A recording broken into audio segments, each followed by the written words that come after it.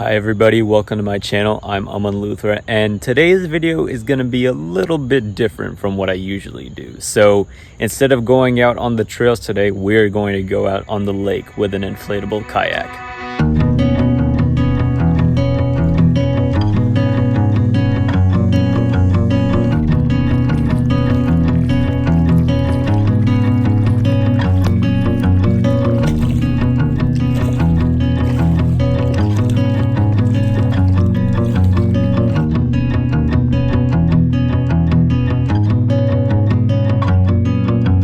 So if you watched my recent video where I hiked around Stone Mountain, I mentioned in that video that I was gonna buy an inflatable kayak and take it out on this lake over here. And guess what? The kayak has finally arrived, so now's the time to test it out. By the way, if you wanna go see that video, I'll include it right up here.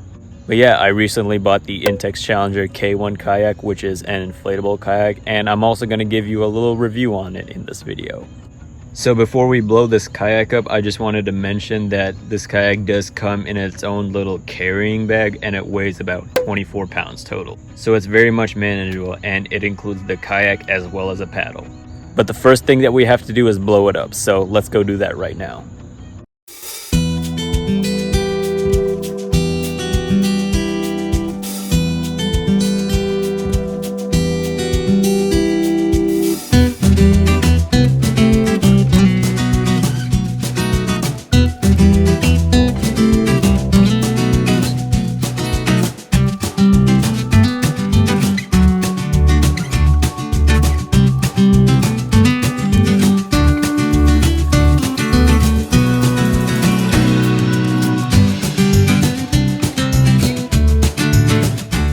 Okay, so this is what the kayak looks like when it's fully blown up.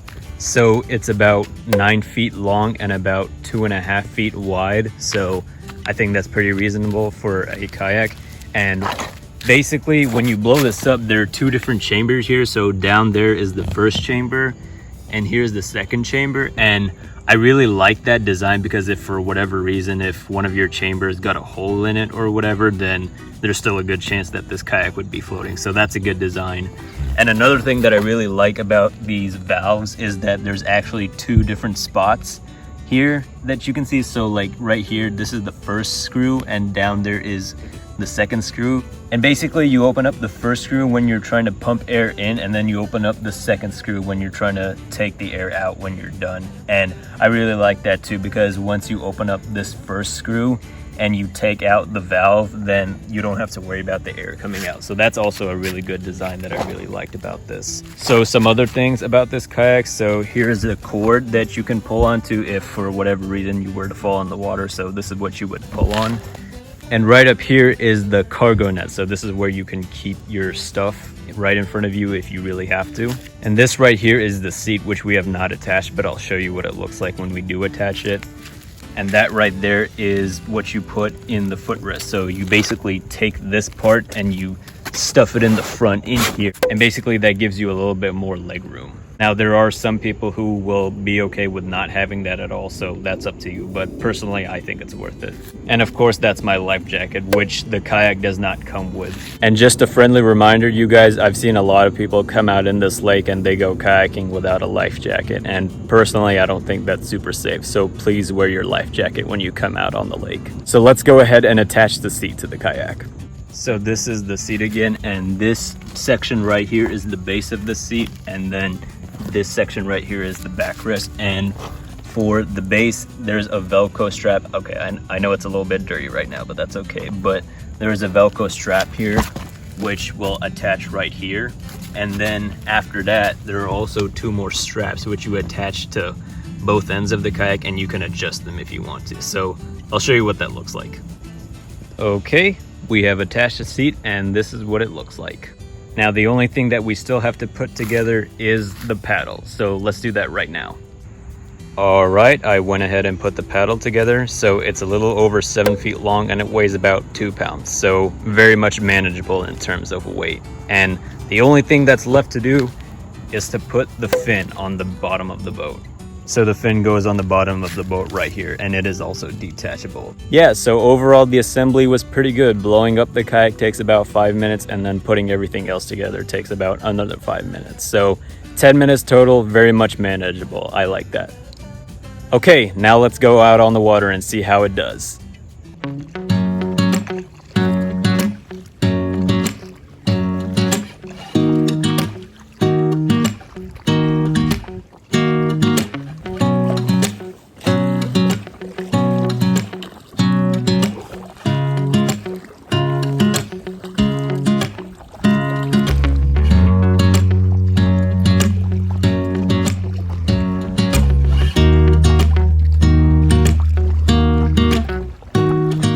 Hey guys, so I've been out here paddling for about 1 hour now, and yeah, I can say that I'm having a really good time with this kayak. It's not exactly the fastest kayak that I've been on, but I can't really blame them for that because it is inflatable. But yeah, it's pretty comfortable and it's doing a pretty good job for me so far. One thing I will say though is this kayak doesn't have a great amount of leg room in the front of a boat. So I am 5'7.5" and it has just enough leg room for me, but I can see like the front of the kayak is still sitting on my toes a little bit. So who knows, maybe they could have made this a foot or two longer. So if you are 6 feet tall or even taller, then this may not be the most spacious kayak for you. So just keep that in mind.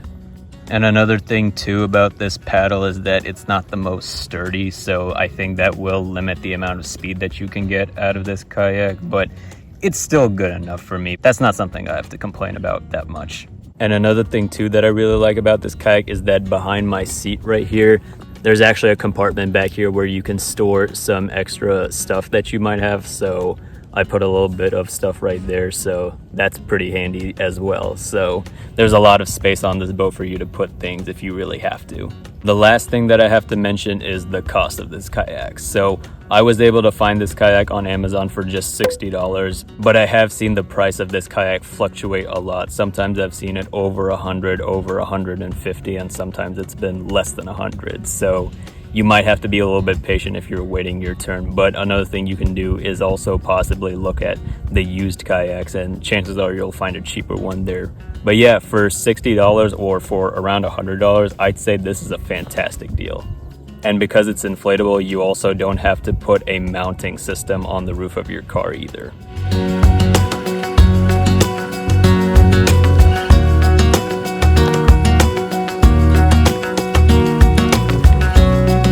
One last thing that I forgot to mention is that this kayak does hold up to 220 pounds. So unless you're an NFL player, this kayak will most likely work for you, but just keep that in mind. As someone who weighs about 130 pounds, I can say this kayak is pretty stable, and you know, the waters are not super choppy, so I'm not sure how it will do if there are like waves and stuff, but I can say this is pretty stable and I don't feel like it's gonna tip over or anything.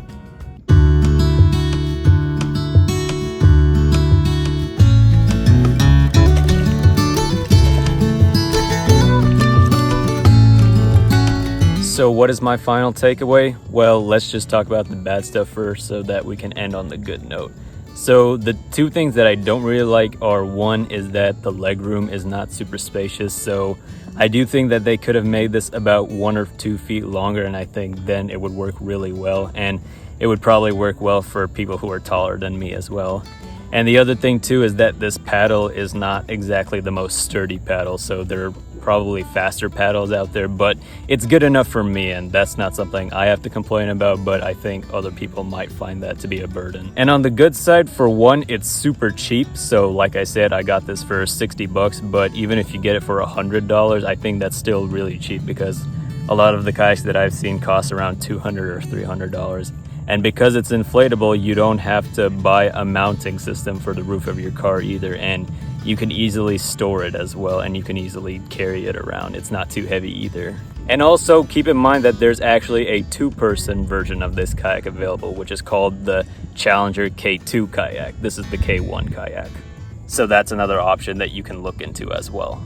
So even though this isn't necessarily the fastest or the most comfortable kayak, it's really good, and I think it works well for me. So I'm gonna give this kayak a 9 out of 10.